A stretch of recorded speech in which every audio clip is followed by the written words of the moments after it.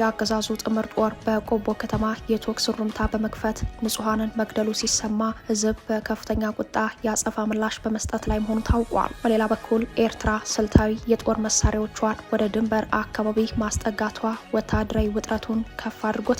ከመሃል ቆቦ እስከ ኤርትራ ድንበር ጫፍ ድረስ ያሉ መረጃዎችን አሰናድተናል። ቀዳሚው መረጃችን ነው። በትግራይ የተለያዩ ከተሞች ህወሓት ያስተባበረው የተቃውሞ ሰልፍ ሲካሄድ ውሏል። በሰልፉ ከወጣቶች ቁጥር ይልቅ የእናቶችና ታዳጊ ህጻናት መብዛት መነጋገሪያ ሆኗል። በሌላ በኩል በራያ አላማጣ ህዝብ ሰልፍ ባለመውጣቱ ወንጭፍ አደባባይ ላይ የተኩስ ሩምታ ተሰምተዋል። በሰልፉ የተላለፉ መልእክቶችን ጨምሮ በጉዳዩ ላይ ዝርዝር መረጃ ይዘናል።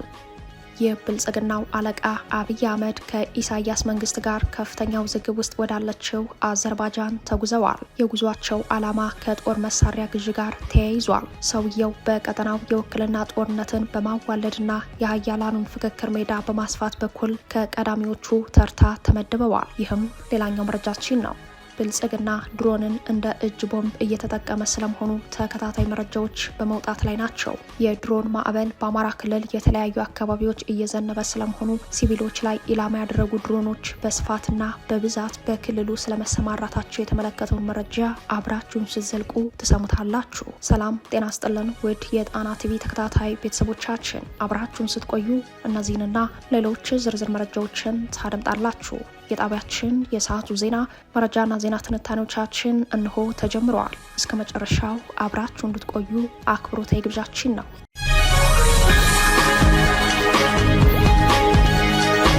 የአገዛዙ ጥምር ጦር በቆቦ ከተማ የተኩስ ሩምታ በመክፈት ንጹሃንን መግደሉ ሲሰማ ህዝብ በከፍተኛ ቁጣ የአጸፋ ምላሽ በመስጠት ላይ መሆኑ ታውቋል። በሌላ በኩል ኤርትራ ስልታዊ የጦር መሳሪያዎቿን ወደ ድንበር አካባቢ ማስጠጋቷ ወታደራዊ ውጥረቱን ከፍ አድርጎታል።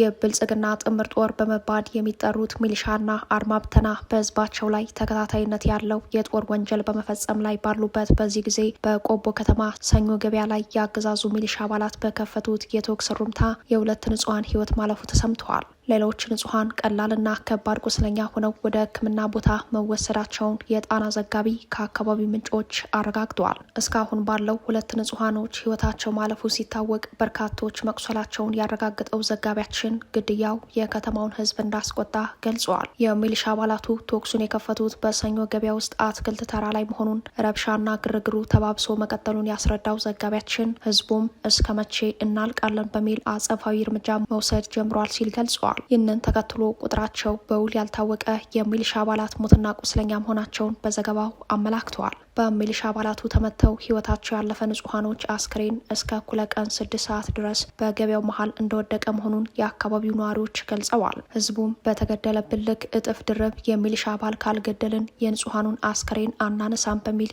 የሚወስደው አጸፋዊ እርምጃ አይሏል ሲል በጉዳዩ ላይ ተጨማሪ መረጃ ያወጣው መረብ ሚዲያ ደግሞ በከተማዋ የህዝብ አመጽ የመነሳት እድሉ ሰፊ መሆኑን በዘገባው ጠቁመዋል። ከሰሞኑ በዚሁ ቀጠና የራያ ቆቦ ወርቄ የብልጽግና ታጣቂዎች ጦር መሳሪያ ያልታጠቁ ሁለት ንጹሃኖችን ጎብዬ ከተማ ላይ በግፍ መግደላቸውን ተከትሎ በአካባቢው ማህበረሰብ ቁጣ መቀስቀሱ ይታወሳል። የአገዛዙ ጥምር ጦር ታጣቂዎች ያልታጠቁ ንጹሃን አማራዎችን በአደባባይ መግደላቸው የፈጠረው ቁጣ በከተሞች ህዝብ በአገዛዙ ላይ አምጾ እንዲነሳ እያስገደደው ይገኛል። በራያ ቆቦ ወረዳ ጎብዬ ከተማ ነጋ ሰለሞን የተባለ የ18 ዓመት ታዳጊና ኃይለማርያም ሞላ የተባለ የ20 ዓመት ወጣት የካቲት 15 2018 ምሽት 1 ሰዓት ተኩል ላይ በግፍ መገደላቸው የፈጠረው ቁጣ ሳይበርድ በዛሬው ዕለት የካቲት 20 ቀን በቆቦ ከተማ ሰኞ ገበያ የተገደሉና የቆሰሉ ንጹሃን በርካታ መሆናቸው ህዝቡን ለአጸፋ እርምጃ እንዳስነሳው ነው የተጠቆመው። በሌላ መረጃችንም የኤርትራ ጦር ስልታዊ ከባድ የጦር መሳሪያዎቹን ወደ ድንበር አካባቢ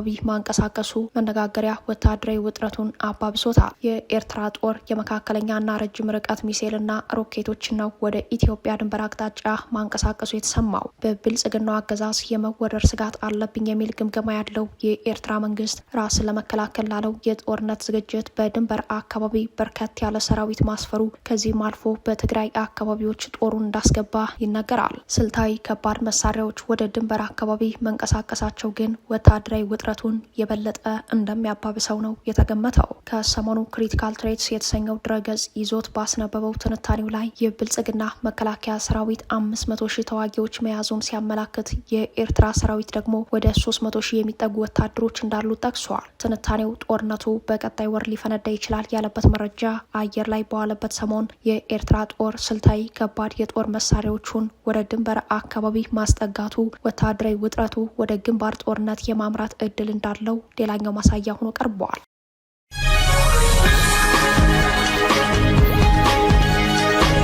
በትግራይ የተለያዩ ከተሞች ህወሓት ያስተባበረው የተቃውሞ ሰልፎች ሲካሄዱ ውለዋል። በሰልፉ ከወጣቶች ቁጥር ይልቅ የእናቶችና ታዳጊ ህጻናት መብዛት መነጋገሪያ ሆኗል። ህወሓት ጦርነቱን ለማሸነፍ አስቻይ ድል እንዳለው በግምገማ ሰነዱ ካመላከተ በኋላ የጦር አቻው ብልጽግናን በመቃወም በመላው ትግራይ ሰልፍ መጥራቱን በቃል አቀባዩ ሚካኤል አስገዶም በኩል መግለጫ መስጠቱን ተከትሎ በዛሬው ዕለት በትግራይ የተለያዩ ከተሞች የተቃውሞ ሰልፎች ተካሂደዋል። በትናንትናው ዕለት በሽሬ ከተማ በተሽከርካሪዎች የታጀበ የተቃውሞ ሰልፍ ተካሂዶ የነበረ ቢሆንም የዛሬው የቀጥታ ስርጭት የሚዲያ ሽፋን የተሰጠው በርካታ የትግራይ ከተሞችን ያዳረሰ ሰልፍ መሆኑን የጣና ዘጋቢዎች ታዝበዋል። ከትግራይ ውጭ በራያ አላማጣ ሰልፍ ለማካሄድ ተሞክሮ የነበረ ቢሆንም ህዝቡ በቤቱ በመቀመጥ ተቃውሞውን ማሳየቱን ከከተማው የወጡ መረጃዎች ይጠቁማሉ።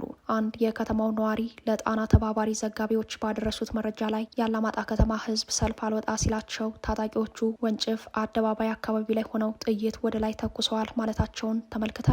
በዛሬው ዕለት በትግራይ የተለያዩ ከተሞች የተካሄደው ሰልፍ ከሰሞኑ የፌዴሬሽን ምክር ቤት ያሳለፈውን ውሳኔ ለመቃወም እንደሆነ የሰልፉ መልእክትም የፌዴሬሽኑ ውሳኔ ህገ መንግስቱንና የፕሪቶሪያ ስምምነቱን ይጥሳል፣ የትግራይን ህዝብ ለመከፋፈል በፌዴራል በኩል የተወሰነ ነው የሚል እንደሆነ ተመላክተዋል። ይህንን ውሳኔ በመቃወም ህወሓት በጠራው ሰልፍ በአመዛኙ የተገኙት እናቶች፣ የትምህርት ቤት የደንብ ልብስ የለበሱ ታዳጊ ተማሪዎች መሆናቸው ሰልፉን መነጋገሪያ አድርጎታል።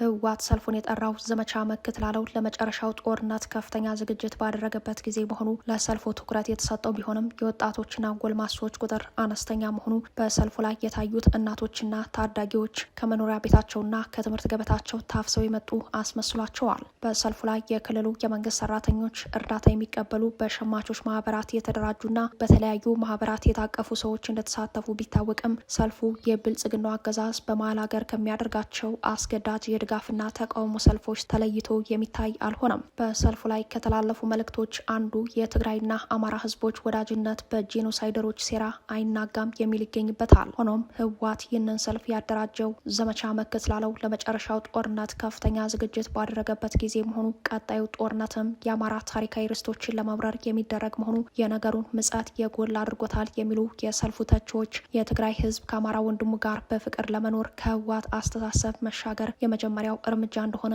ይጠቅሳሉ። ሌሎች የሰልፉ ታዛቢዎች በበኩላቸው በሰልፉ ላይ አንድም ቦታ የኢትዮጵያን ሰንደቅ ዓላማ የሚወክል አርማ አለመታየቱ ትግራይ ወደ ራስ ገዝ እያመራች እንደሆነ ጠቋሚ አድርገው አቅርበውታል። በጦርነት የትግራይ ህዝብ የበለጠ የሚያጣው እንጂ የሚያገኘው ትርፍ እንደሌለ ቆም ብሎ ለማሰብ ከዚህ የተሻለ ጊዜ የለም የሚሉት አስተያየት ሰጪዎች ስርዓት ይመጣል፣ ስርዓት ይሄዳል፣ የህዝብ ግንኙነት ግን ቋሚና ዘላቂ በመሆኑ የትግራይ ህዝብ ተከዜ ተሻግሮ ማንና የማን እንደሆነ ልቡ ጠንቅቆ ያውቃልና እውነታውን መቀበል ለጋራ አብሮነት ይበጃል ሲሉ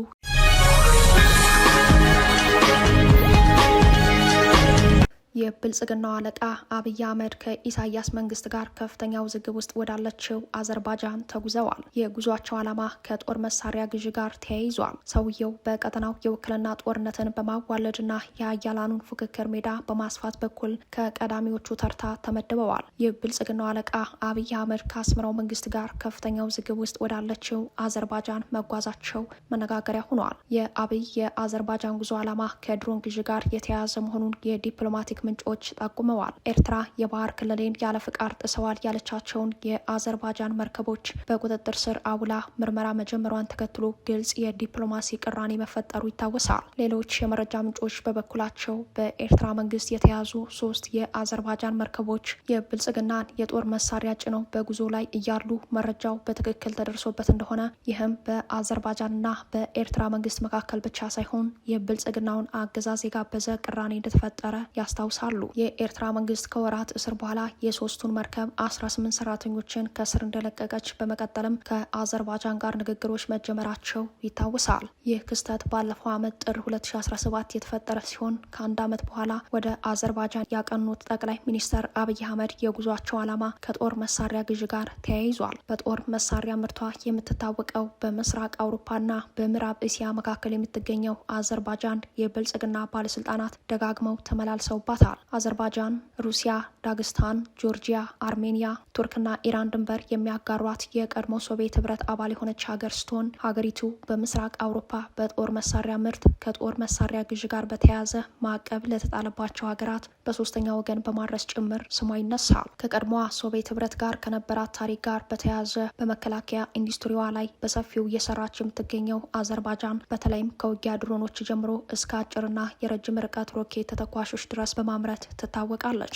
በፕሬዚዳንት ኢልሃም አሊዮቭ የምትመራው ሀገር የኢኮኖሚ መሰረቷ ነዳጅ ቢሆንም በድሮን ሽያጭ ላይ ያላት ተሳትፎ ቀላል ባለመሆኑ የአብይ አህመድ የጉዞ ዓላማም ከዚሁ የመሳሪያ ግዥ ጋር የተያያዘ ሆኗል። አብይ በአሁኑ ሰዓት ከወትሮ በተለየ መልኩ የአፍሪካ ቀንድ ቀጠና የጦር መሳሪያ ማራገፊያ ማዕከል፣ የሀያላኑ ብርቱ የመፎካከሪያ ሜዳ እንዲሆን በማድረግ በጦርነት ተሳትፏቸውና በጣልቃ ገብ ድርጊታቸው ከቀዳሚዎቹ ተርታ ተመድበዋል። ባለፉት 72 ሰዓታት ብቻ ከተባበሩት አረብ ኤምሬትስና ከምስራቅ አውሮፓ የተነሱ በርካታ የጦር አውሮፕላኖች ግዙፍ ጦር መሳሪያ ጭነው የመጡ ሲሆን ቀዳሚ ማረፊያቸውም ኢትዮጵያና ሱዳን ሆነዋል። በተለይም ከተባበሩት አረብ ኤምሬትስና ከመካከለኛው ምስራቅ የተነሱ የጦር አውሮፕላኖች ጦር መሳሪያ ጭነው ኢትዮጵያን ቀዳሚ መዳረሻ ካደረጉ በኋላ ወደ ሌሎች የቀጠናው ክልሎች ማምራታቸው አብይ አህመድ ኢትዮጵያን የውክልና ጦርነት ተጋላጭ እንዳደረጓት በግልጽ ያመላክታል። እንደ በረራ ዳታ ይፋዊ መረጃ ከሆነ ከዛሬ የካቲት 20 ቀን በፊት በነበሩ ባለፉት 48 ሰዓታት ብቻ ከቤላሩስ ምስራቅ አውሮፓ የተነሱ IL-62M ተዋጊ አውሮፕላኖች ጭነው 6W505TR በተባለ የጭነት በረራ ከፍተኛ ቁጥር ያለው የጦር መሳሪያ የጫኑ የጦር አውሮፕላኖች ኬንያ ሞምባሳ ካረፉ በኋላ በአዲስ አበባ አድርገው ወደ ቻድ በመብረር መሳሪያዎችን አራክፈዋል። ከካይሮ ፖርቱ ሱዳን፣ ከቱርክ ኢስታንቡል ወደ ሱዳን፣ ናይሮቢ፣ ቦሳሶ፣ ፑንትላንድና አዲስ አበባ ባለፉት 72 ሰዓታት ውስጥ ግዙፍ ጦር መሳሪያ ተራክፏል። ከዚህ ጋር ተያይዞ የአብይ አህመድ አስታጣቂ የሆነችው የተባበሩት አረብ ኤምሬትስ አዲስ ወታደራዊ ተሽከርካሪዎችን ወደ ኢትዮጵያ ማስገባቷ ታውቋል። እስራኤል፣ ቱርክ፣ አሜሪካ፣ ሩሲያና ኢራንን ጨምሮ ሌሎች ሀያላን ሀገራት ጦር ሜዳቸውን በአፍሪካ ቀንድ በማስፋት የጦር መሳሪያ ማዕበል ፈጥረው ፍክክራቸው አሳሳቢ ደረጃ ላይ ደርሷል። በዚህ የተቃወሰ ዘመን ብሔራዊ ጥቅሟን አሳልፎ የሚሰጥ እንጂ የሚጠብቅ ጠንካራ ማዕከላዊ መንግስት የሌላት ኢትዮጵያ በገዢው የብልጽግና አለቃ በኩል በሀገር ውስጥ ጦርነት፣ በጎረቤት ሀገራት የውስጥ ግጭት እጅን በማስገባት እንዲሁም በድንበር ተሻጋሪ የጦርነት ዝግጅት በአደጋ ተከባለች።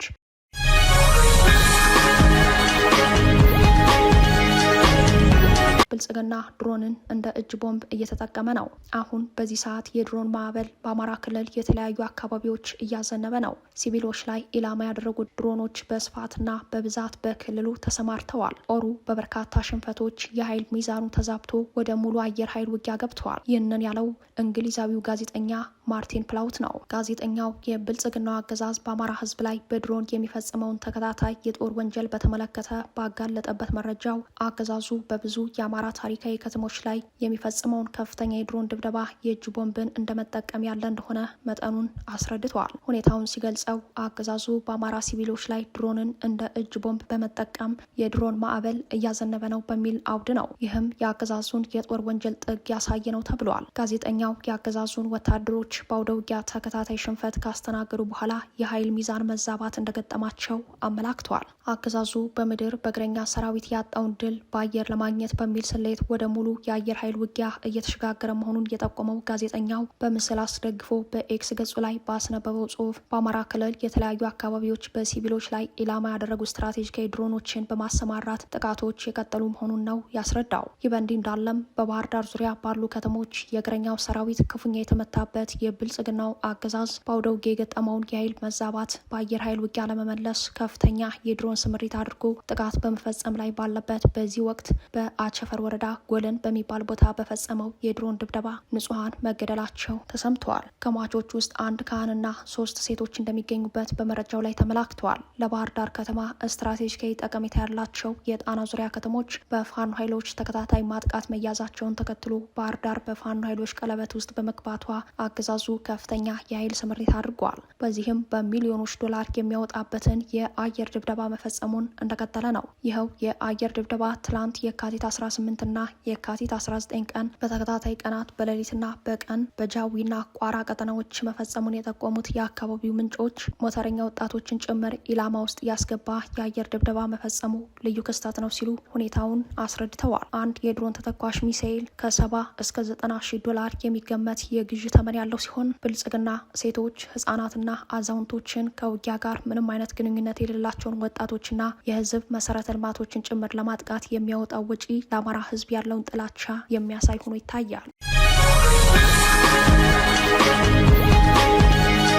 ዓለም አቀፉ ሚዲያ ብሉምበርግ በኢትዮ ኤርትራ ጉዳይ አዲስ ባስነበበው ዘገባ ሊፈነዳ ጫፍ ላይ የደረሰውን የአብይ አህመድና የኢሳያስ አፈወርቂን ጦርነት የሚያስቀሩት ብቸኛው ሰው የልዕለ ኃያሉ ሀገር ፕሬዝዳንት ዶናልድ ትራምፕ ናቸው ይላል። ፕሬዝዳንቱ 3 በአንድ አማራጭ እንዳላቸውም ጠቁመዋል። በሌላ በኩል በአሜሪካ የኤርትራ ኤምባሲ በአሜሪካ አምባሳደር ላይ አስቸኳይ መግለጫ አውጥተዋል። ከሰሞኑ የአብይ አህመድና የኢሳያስ አፈወርቂ ከፍተኛ ጦር ድንበር ላይ ተፋጦ እንደሚገኝ የዘገበው ዓለም አቀፉ ሚዲያ ብሉምበርግ አዲስ ባስነበበው ዘገባ በኢትዮ ኤርትራ መካከል የተደቀነው ቀጠናዊ ጦርነት ከመፈንዳቱ በፊት የሚያስቆሙት የአሜሪካው ፕሬዝዳንት ዶናልድ ትራምፕ መሆናቸውን አመላክተዋል። ሳውዲ አረቢያ ኢሳያስና አብይን ዳግም ለማደራደር 2 ጊዜ ሞክራ ሁለቱም ከሽፎባት ለ3ኛ ጊዜ የማሸማገል ጥረት እያደረገች ባለችበት በዚህ ጊዜ የተነበበው የብሉምበርግ ዘገባ ትራምፕን ተጽዕኖ ፈጣሪ አደራዳሪ አድርጎ አቅርቧል። ትራምፕ በዓለም ላይ ጦርነት እየቋጨሁ ነኝ የሚሉትን አጀንዳ ታማኒ እንዲሆን ከፈለጉ የአብይና የኢሳያስ ጦርነት ሳይፈነዳ ማስቀረት ይችላሉ ይላል ተነባቢው መጽሔት። የዓለም አቀፍ ፖለቲካ ተንታኙ ማርክ ሻምፒዮን በመጽሔቱ ባስነበበው በዚህ ትንታኔ ፕሬዚዳንት ዶናልድ ትራምፕ በአፍሪካ ቀንድ ያለውን ውስብስብ ቀውስና አስጊ የጦርነት ደመና ጣልቃ በመግባት ሊያስቀሩት የሚችሉበትን እድል አመላክቷል። ትራምፕ በዝርዝር የዲፕሎማሲ ስራ ከመጥለቅ ይልቅ በሁሉም ወገኖች ላይ ተጽዕኖ ያላቸውን የክልሉን የቅርብ አጋሮች በማስተባበር መሪዎችን የማስማማት ሚና ሊጫወቱ እንደሚችሉ የጠቀሰው ተንታኙ ያላቸውን 3 በአንድ የሆነ አማራጭ በመጥቀስ ነው። በቀጠናው 3 አቅጣጫ ያላቸውና ተገላቢጦሽ የሆኑ ፍላጎቶችን በአንድ ማዕቀፍ ውስጥ በማምጣት መፍትሄ ማብጀት እንደሚቻል ያመላከተው ትንታኔ ተከታዮቹን 3 በአንድ የሆኑ ኃይሎችን ማዕከል በማድረግ ነው። እነሱም የአብይ አህመድ የባህር በር ፍላጎት፣ የኤርትራን የደህንነት ስጋት፣ የፕሪቶሪያ ስምምነት አፈጻጸምንና የግብፅን የውሃ ዋስትና ስጋት በአንድነት ማስታረቅ ናቸው ይላል ትንታኔው። ትራምፕ ይህንን ለማሳካት በሁለቱ ተቀናቃኝ ጎራዎች በተባበሩት አረብ ኤምሬትስና በሳውዲ አረቢያ የሚመራው ጥምረት ውስጥ ካሉ ዋና ተዋንያኖች ጋር ያላቸውን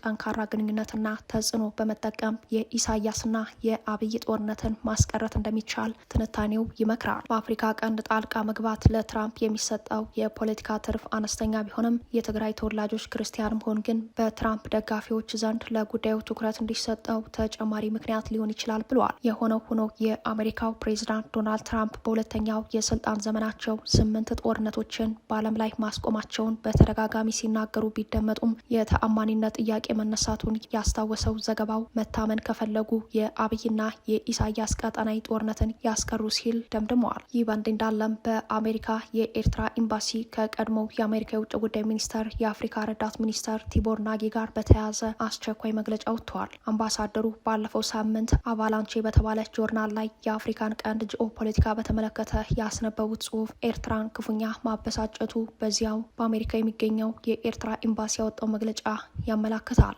ለአምባሳደሩ ቲቦር ናጊ ትንታኔ ከኤርትራ የተሰጠው ምላሽ አምባሳደሩ የአካዳሚክ ማረጋገጫ የሌለውና ታማኝነት የጎደለው ጽሑፍ አስነብበዋል የሚል ነው። አምባሳደሩ ከኤርትራ የነጻነት ትግል ጀምሮ እስከ ኢትዮ ኤርትራ የድንበር ውዝግብ ድረስ ኤርትራ ላይ የዘመቱ ሰው ናቸው የሚል ከፍተኛ ቁጣም ተሰምተዋል። አምባሳደር ቲቦር ናጊ የፕሬዝዳንት ኢሳያስ አገዛዝ የለየለት አምባገነንና ኤርትራንም እንደ ግል ንብረቱ የሚቆጥር መንግስት ነው በማለት ደጋግመው ትችታቸውን በማቅረብ ይታወቃሉ።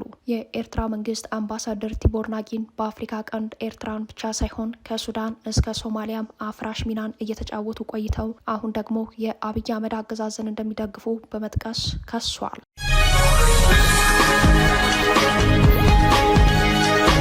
ክቡራትና ክቡራን ቤተሰቦቻችን ለሰዓቱ የተሰናዱት መረጃዎቻችን የተከታተሏቸዋቸውን ይመስሉ ነበር። አብራችሁን ስለቆያችሁ ልባዊ ምስጋናችን ድረሳችሁ እያለን የጣና ቲቪ ወቅታዊ ዜናዎች፣ ትንታኔዎችና ልዩ ልዩ ፕሮግራሞች እንዲደርሷችሁ ቻናላችን ሰብስክራይብ በማድረግ ቤተሰብ ይሁኑ። በተሳትፎ የትግል ሚዲያውን እንዲያጠናክሩ ጥሪያችን እናቀርባለን። ጣና ቲቪ ከሀቅ ጋር